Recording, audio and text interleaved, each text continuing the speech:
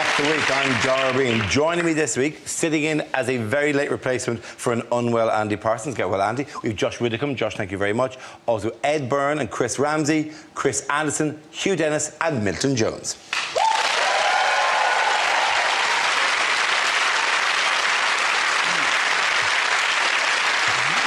We start with a round call. If this is the answer, what is the question? On the board of 6 categories. Chris, which category would you like? Sport, please. OK, the category is sport. The answer is 736. What is the question? Is it Tom Daly's bedtime?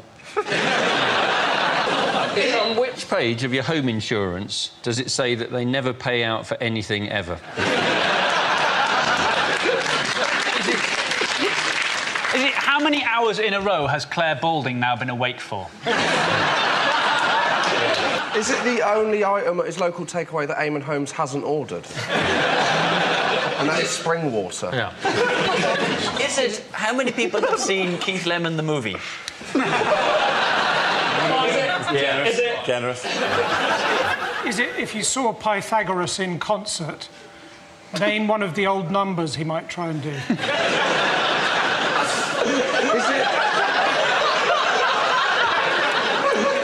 Is it how many Cocoa Pops does Rain Man have for breakfast? 736 Cocoa Pops. 736 Cocoa Pops. Is it the number of Americans aware of the Paralympics? Is it what would Emil Heskey's squad number be at Barcelona? Is it how many energy-saving light bulbs do you have to turn on before you can change an ordinary one? Is it how many calories does the average man burn off while having a proper think about Jessica Ennis?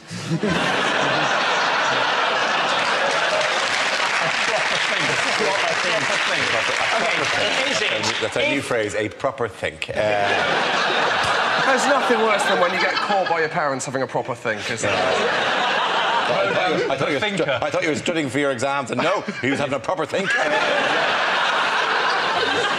It puts a new complexion on. Go to your room and think about what you've done. It's going to bring towards the correct answer if you can. When reading the letters page of the Daily Mail, what year does it feel like it is? Is it the amount of athletes that took part in the parade this week? Absolutely right. Thank you very, very much. Well done. Yes, the question I was looking for is how many Team GB athletes took part in the Olympic and Paralympic victory parade in London on Monday. According to the British Olympic Association, 736 athletes celebrated their record-breaking medal haul in front of over 1 million spectators. The victory parade was made up of 21 floats and featured a fly past by the Red Arrows. Did you watch? What else can the Red Arrows do if they don't fly past? Presumably walk past in formation. Everybody loves the Red Arrows, don't they? Everybody really loves the Red Arrows. You think how much better people would feel about our unwanted intervention in other countries if we bombed them using the Red Arrows. I went to the Paralympics. It was very exciting.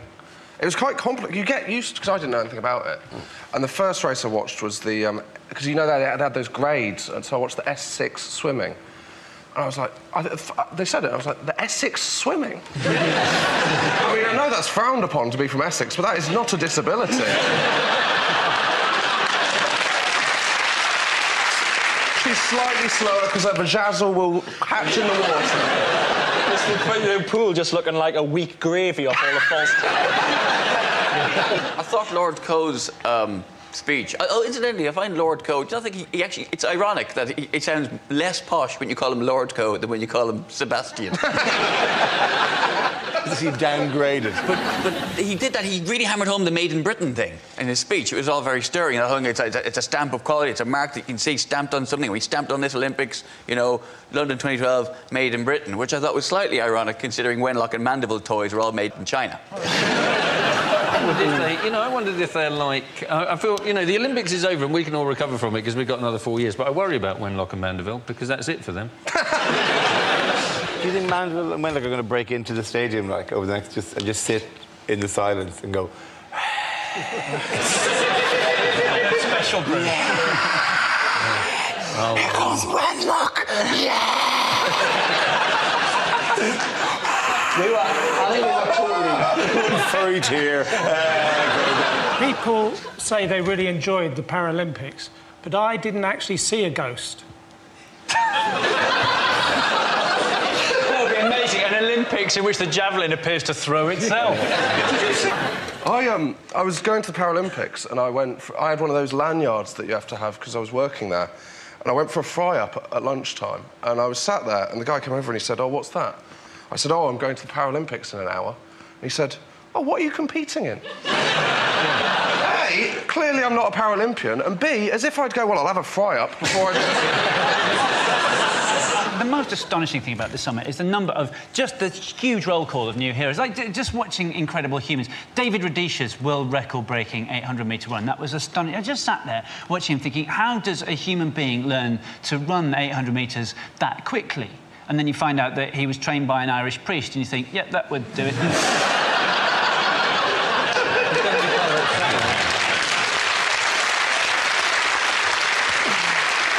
Some things don't get medals at all. I get very upset by the fact that in the show jumping and stuff, that horses don't get a medal. And in the dressage, they don't get a medal. And you look at the horse and you think, to be honest, I think the horse is doing most of the work. It's no wonder, and in the show jump, it's no wonder they knock all the fences over, because the horse is just thinking, well, what's in it for me? More even if I go clear, I won't get a single vote in Sports Personality of the Year. It's also very difficult for them to text the number because they're big foot on the phone. It doesn't really... It's very, very rare that they have horse voting, and generally, if they do have horse voting, the nays have it. We're away. That's the best joke I've heard. Now we're starting that.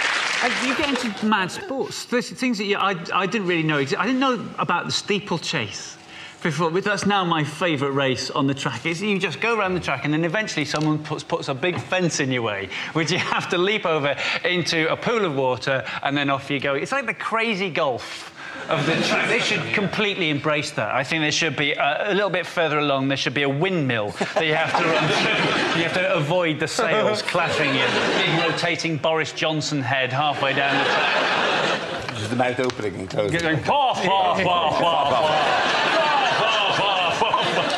I'm letting out athletes. I love the open water swimming. I thought that was great, the open water swimming. But I did think it was one of the very few events that Rio are going to do better. There's a lot more stuff in the water there.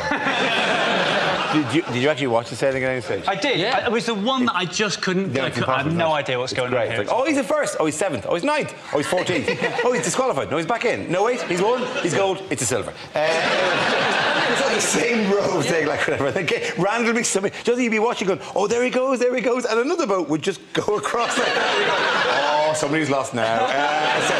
I was watching the Paralympic sailing and I thought it was quite boring until I realised I was actually watching a repeat of Three Men in a Boat.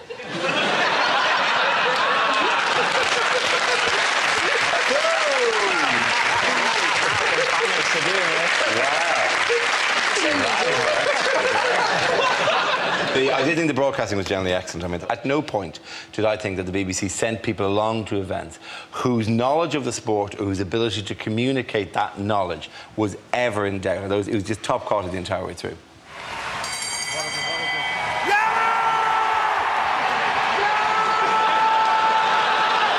Look at the reaction of the Irish fans in attendance here at the ExCeL Arena and what that signifies.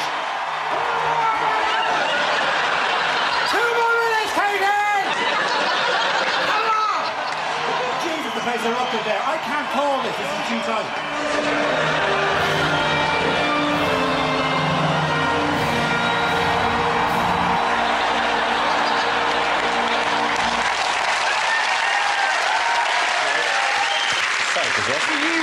Were you actually sent there by the BBC, or do you two just carry a microphone around with you all the time? He asked me. I had no idea that we were going to be handed microphones and have cameras pointed at us. He said to me, do you want to go and see the boxing? And I went, yeah, sure, I'll go along. I don't know anything about sport. And then there's cameras on us. And then he interviewed, and actually on TV, he goes to me, so have you been following the boxing? No, I haven't been following the boxing. Well, I knew that the thing is had the best chance of winning, Irish gold, gold, yeah. Thingy. was boxing. Women's boxing. We've That's four so boxing medals. stereotypical, isn't it? Well, I'm sorry for That's living amazing. up to it. What did you They're going, this is a disgraceful representation of Ireland. What did you get for drive tarmacking?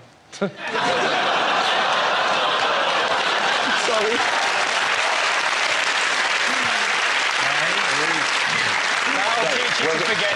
Well done on your medal for not wearing a coat on a night out.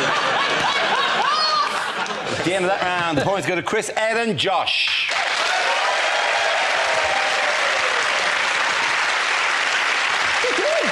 Now we play a round called Daralympics. This game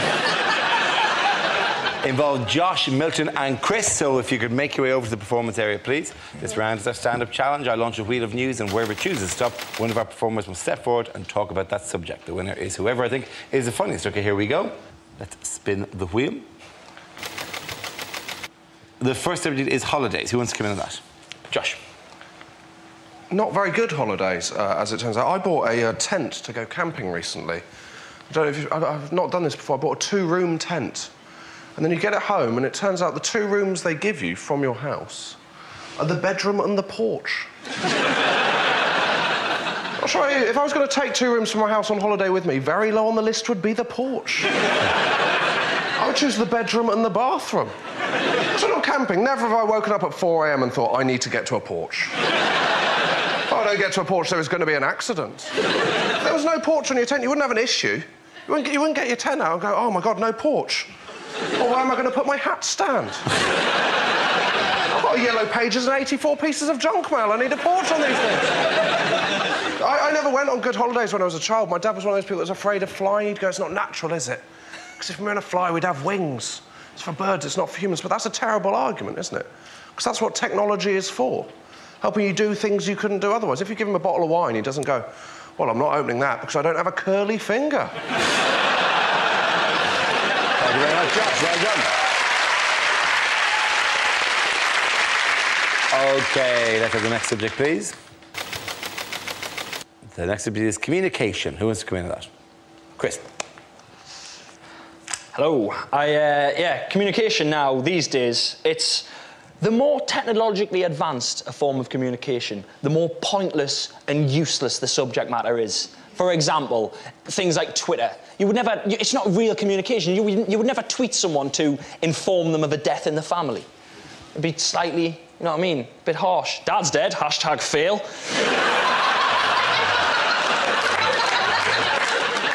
At the same time, you wouldn't show up at someone's house unannounced in person to tell them you just had a nice sandwich. All right, mate, it's 11 at night. What's up? Just had a blinded toastie. I'll see you at work. What? It is, I mean, the most pointless form of communication these days is it has to be YouTube comments. Wow. Just take a couple of hours out of your life, sit down and have a look through some YouTube comments. It's like scrolling through the mind of a psychopath. It's incredible, and I've got a game you can have to send them loopy, right? Go onto YouTube, find a video. It has to be unremarkable. It can't be anything amazing. It can't be a near-death experience. It has to be banal, boring and mundane, like a video of a cat yawning. You're laughing, there's loads of them on there. People are insane, right? Video of a cat yawning, go on, underneath, sign in to YouTube, comment one word. Fake. People lose their minds. How can it be fake? Cat yawn! Cat yawn! She was tired! Thank you very, very much, sir.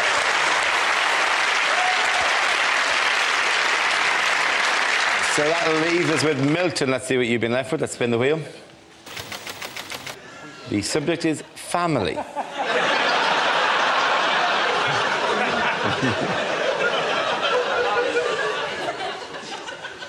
All my family are black and white. I phoned my dad the other day. He said, you left the room before I finished speaking. I wanted you to go to Holland and Barrett and get me some tablets. Where are you now? I said, Holland.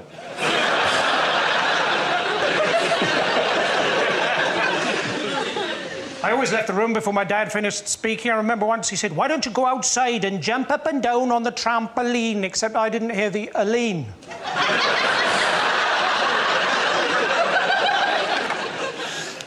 My grandfather, he eventually achieved his lifelong ambition to be a lion whisperer. Just before he died. Hashtag fail.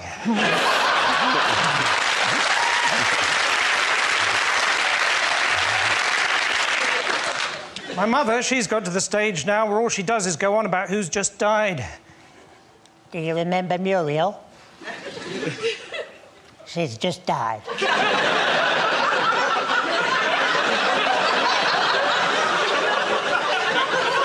Do you remember Arthur? He's just died. I said, Mum, get off the roof and give me the gun. Thank you very much. Well done. Poison out. Go to Milton Jones. Come on back. Our next round is called Headliners. Here's a picture of the Mayor of London with the Prime Minister. But what does BACC stand for? Is it a before and after cosmetics commercial? Is it they're pointing at each other and just saying, basically, a complete cock? Is it boring airport conversation continues? Boris saying, our education policy is as easy as BAC.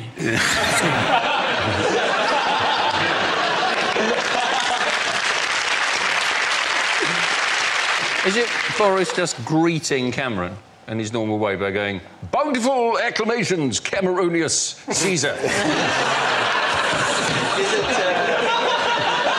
Is it Boris describing his life and he's just saying birds and cycling, cracking? I think it's banging all the Conservative chicks.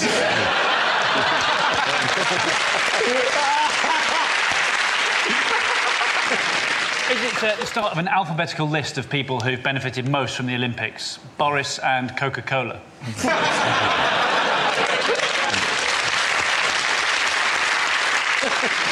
Cameron taking one look at Boris and said, you know, barbers accept credit cards.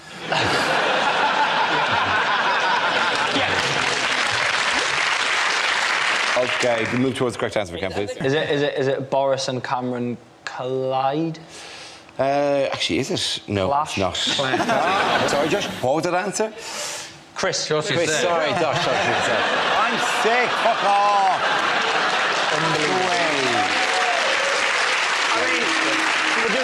How quickly do people boo you? Jesus. At least when Andy's sick, he has the decency to not show up.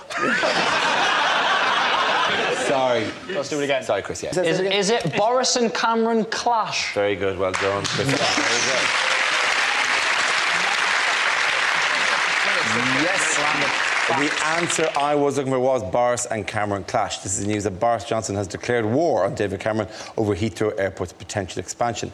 Johnson, who is against a third runway, labelled Cameron's indecision a fudgerama and simply mad in a row that overshadowed the Prime Minister's first full-scale ministerial reshuffle. What would Johnson rather see than a third runway? I don't know, but I know that Fudgerama was a game they were forced to play at public school. That involved a third runway as well, though. He wants an airport. He wants another airport in the Thames Estuary, doesn't Yes, he does. on a thing which has been called Boris Island. Yes. It's just fantastic, isn't it? Boris Island sounds like just like a Jurassic Park. Just something that's, you know, to be quiet. The Borises will hear you rustling. Like somebody's found the DNA of a long-dead 17th century baron in some amber and spliced it with a polar bear and brought these horrific creatures back to life. A piece of rope with no goat on the end of it. The large Borises have escaped. They hunt in packs. I didn't realise Heathrow only had 2 runways. Yeah. It's got 4 terminals. I presumed it would have loads of runways. It's got 5 terminals. It's got 10 Wagamamas. Yeah.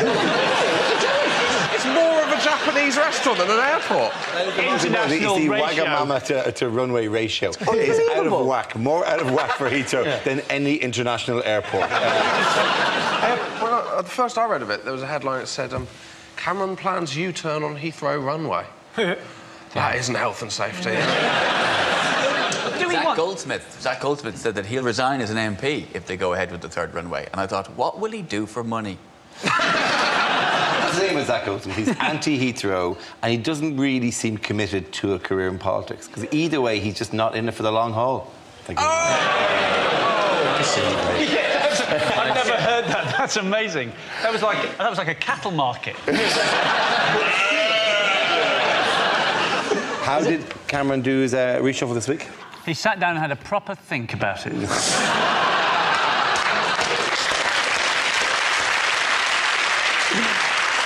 They had a thing about when Cameron did the... they had one of those things, they picked a word, because Cameron, apparently, when he did the reshuffle, he was... I don't know which the minister was dealing with, but apparently he was drinking a glass of wine at the time, which became swilling. He was swilling wine. I'm not sure what exactly... That's like a trough. They go... Blah, blah, blah, blah, blah, blah. You're fired! Yeah, because they were trying to imply that he enjoyed it, and he was denying it, but he clearly had a semi on. Oh, very good. That is a very good wine joke. Except that's a white grape. OK, let's not get ahead of ourselves. It was a strange reshuffle, though, strange in terms of the people he chose. I mean, he chose a health minister who believes in homeopathy and a transport minister who's afraid of flying. Yeah. And you might as well have gone, we need somebody for fisheries. Who's here from the Midlands? More possibly a Chancellor of the Exchequer who knows nothing about economics. Oh, hang on. It just makes you think that when it comes to the cabinet, you'd rather be in opposition. Because when you think about it, which would you rather be? A member of the cabinet or a member of the shadow cabinet?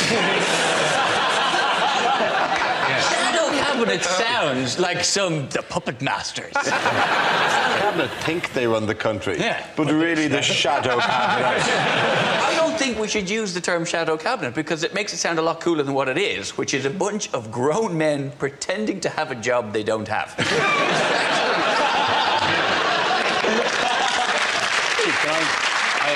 I owe you a thanks, by the way, because you bought me a present recently from your holidays, which have you brought it in? I have. So it was really, really sweet. Ed was in France on his holidays and bought me a present of a thermometer. You know when you get a present, you go, oh, thanks, yes, great. And I really appreciate that thermometer you bought me. And genuinely, for 2 weeks, I had no idea why Ed had bought me a thermometer. But apparently it has a vague kind of resemblance.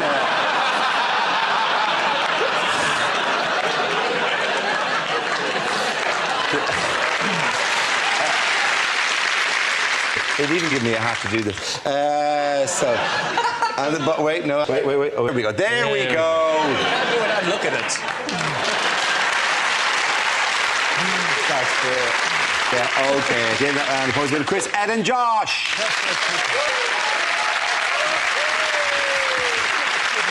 Now we come to scenes we'd like to see. So if everyone can make their way over to the performance area, please. I'll read out this week's topics and then we'll see what our panellists can come up with. OK, here we go. The first subject is unlikely complaints to TV channels. Dear Jim will fix it. Why aren't you replying to me letters?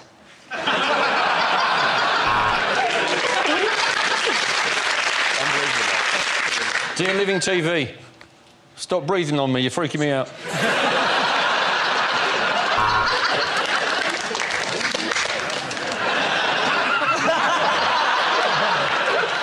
BBC, I find it extremely offensive that after each scene we'd like to see, the host, Dara O'Brien, appears to emit a loud fart.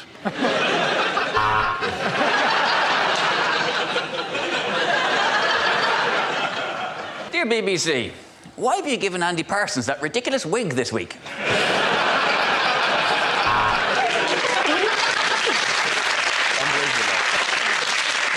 BBC, I recently saw something on the Antiques Roadshow I would like to purchase. How much is Fiona Bruce?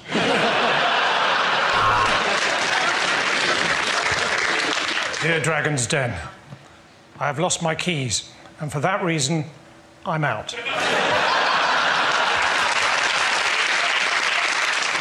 Dear ITV, I just watched Loose Women in High Definition. Please remove this option.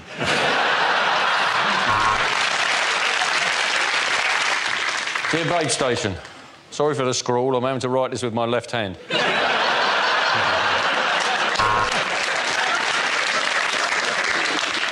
Dear Babe Station, I've watched your channel for 10 hours now, and I've yet to see a film about a pig working as a sheepdog. However, I shall persevere. Dear Channel 5, I have watched Celebrity Big Brother. I think it should be renamed Big Brother. Dear BBC, why don't you get Irish comedian Ed Byrne to do a documentary about ladies' pants?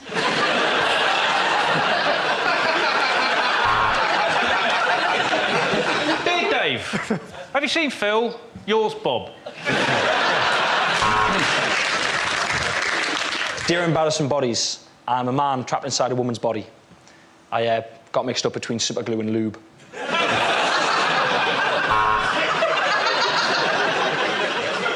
Dear Dave Jarvu, have you seen Phil Jarvu? Yours, Bob Jarvu.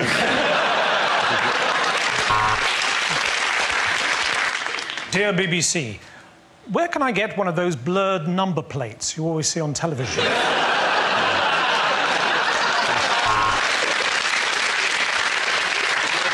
Dear Embarrassing Bodies, I think there may be something wrong with my penis. I've enclosed it in an envelope for you to have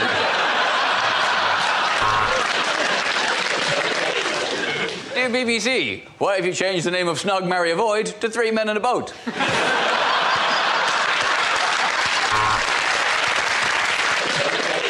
OK, the next topic is things you wouldn't hear in a survival show. Not all of us survived last night's tropical fruit juice storm. 5 alive.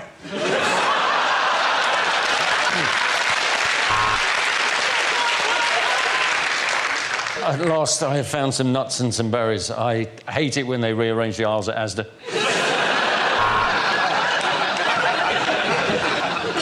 We dropped Piers Morgan and Jeremy Clarkson into a remote area of the Amazon rainforest with no supplies and no means of contacting the outside world. You're welcome. There are many threats to the children of the Nabutu tribe. Crocodiles, snakes, Madonna.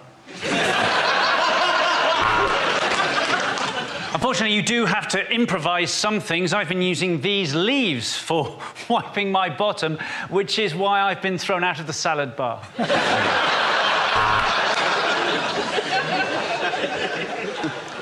And to make this wigwam, I just used 3 poles. Because, well, they're good workers and they're cheap. It's a terrible moment when your fellow mountaineer turns to you and says he's got his arm stuck in a crevasse and you're going to have to cut it off. And then when he comes round, he says, no, not that one. Everyone in this gorilla's family has a role. Unfortunately, I'm his love bitch.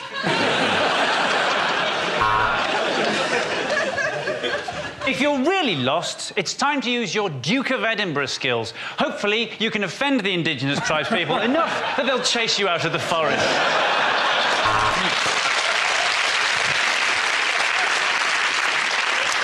So then I'm going to show you how to make a snare, just in case, God forbid, you ever have to improvise a jazz-style drum solo. Perhaps the most rewarding thing about looking at the women of the Nabutu tribe is they have their tits out. Yesterday, I punctured my inflatable, which is terrible. There isn't a sex shop for miles. So I'm at home, and there's an 8-foot anaconda snake coming through the letterbox. I think it's some kind of Amazon mix-up.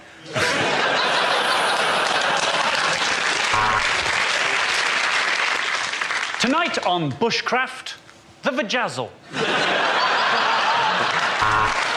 OK, then that round before we go to Christy and Milton.